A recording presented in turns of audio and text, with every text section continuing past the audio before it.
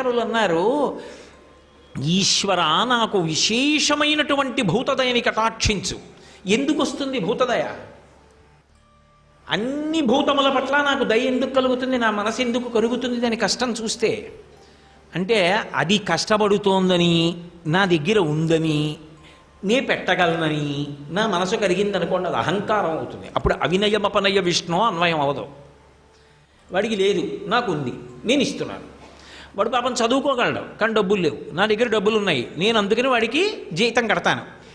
ఇప్పుడు ఒక అహంకారం అవుతుంది. కాదు, ఎందుకు కడుతున్నానంటే మాతృవత్ పరదారేషు, అలాగే ఆత్మవత్ సర్వభూతాని యప్పశ్యతి సపశ్యతి అంటుంది వేదం.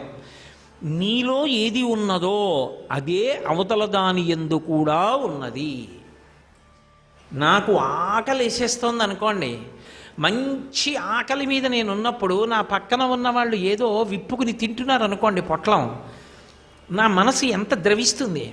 బా, చెయ్యి చాపి అడగలేను, పొట్లం లాక్కోలేను, సభ్యత కాదు. వాళ్ళ అయా కొంచెం తింటారా అని అడగరు. ఎలా? ప్రాణం కొట్టుకుపోతుందా కొట్టుకుపోదా? నీ ఆకలి ఎటువంటిదో నీ ఇంట దాసి ఆకలి కూడా అటువంటిదే. నీ ఆకలి ఎటువంటిదో బయట పక్షుల యొక్క ఆకలి అటువంటిదే.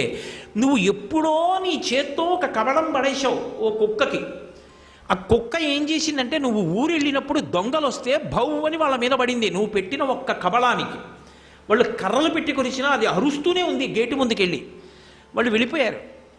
వాళ్ళు వెళ్ళిపోయి నీ ఇల్లు కాపలా కాసింది దేనికి? వేసిన ఒక్క కబళానికి. మరి నీ ఆకలి ఎటువంటిదో అన్ని భూతముల యొక్క ఆకలి అటువంటిది కాదా? అన్నిటికీ నువ్వు పెట్టలేకపోవచ్చు, కనీసం ఇంత అన్నం గిన్నెలో మిగలాలి.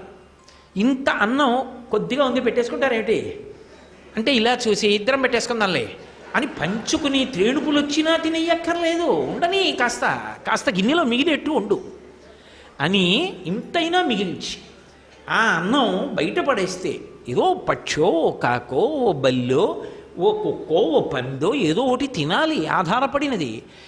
ఏ ప్రాణి తినకుండా నేను ఒక్కడే తినేయాలంటే అలా తక్కెట్లో పెట్టుకుని సున్నితపుత్రాసులో పెట్టి గ్రాములతో సహా అంతే వండుకుని గిన్నె వంక చూసుకుంటూ ఆకలి తీరిపోయినా కూడా ఊడ్చుకుని గిరిట పెట్టి ఇలా ఇలా ఇలా లాగేసి తినేయక్కర్లేదు.